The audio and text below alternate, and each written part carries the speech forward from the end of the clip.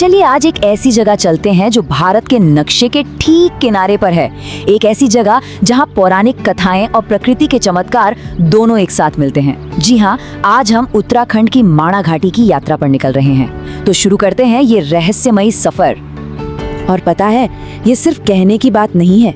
कुछ समय पहले तक इसे भारत का आखिरी गांव कहते थे, लेकिन अब इसे एक नई पहचान मिली है।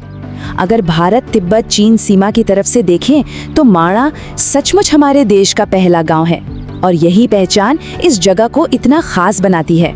इस घाटी का एक और नाम है स्वर्ग का रास्ता। पर ऐसा क्यों? क्योंकि ऐसी मान्यता है कि महाभारत के बाद पांडवों ने स्वर्ग जाने के लिए यही रास्ता चुना था। इसलिए यहाँ का हर एक कदम आस्था और इतिहास की एक कहानी सुनाता है। तो हमारी यात्रा का पहला पड़ाव है बद्रीनाथ।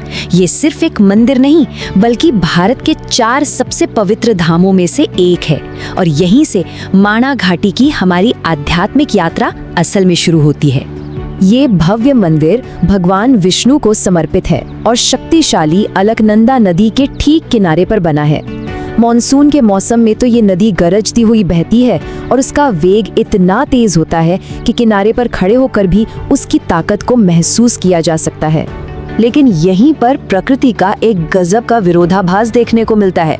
सोचिए, जहाँ चारों ओर हवा बर्फीली हो, वहीं जमीन से उबलता हुआ गर्म पानी निकलता है।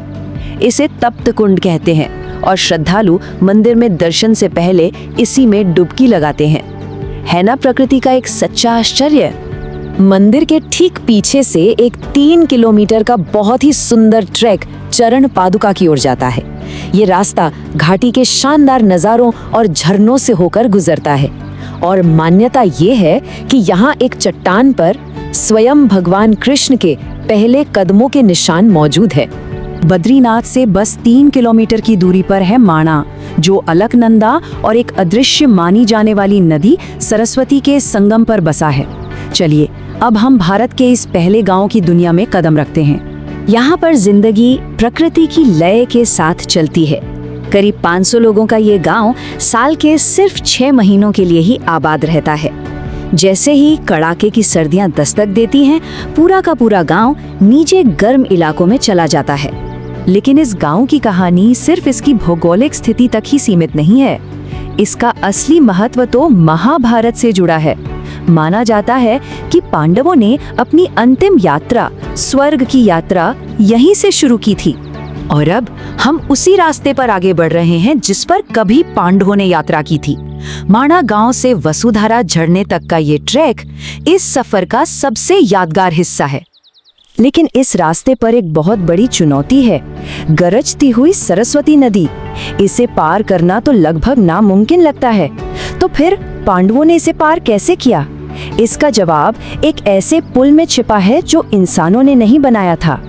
कथा ये है कि जब पांडव नदी पार नहीं कर पाए तो महाबली भीम ने एक ही झटके में एक बहुत बड़ी चट्टान उठाई और उसे नदी के ऊपर रख दिया। आज भी ये प्राकृतिक पुल, जिसे भीम पुल कहते हैं, भीम की असीम शक्ति और सरस्वती नदी के उग्र प्रवाह दोनों की गवाही देता है। माणा गांव से हमारी मंजिल वसुधारा झरना करीब 8 किलोमीटर दूर है।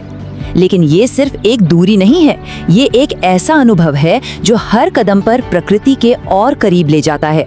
और फिर सामने होती है मंजिल, 122 मीटर की ऊंचाई से गिरता हुआ एक शानदार झरना।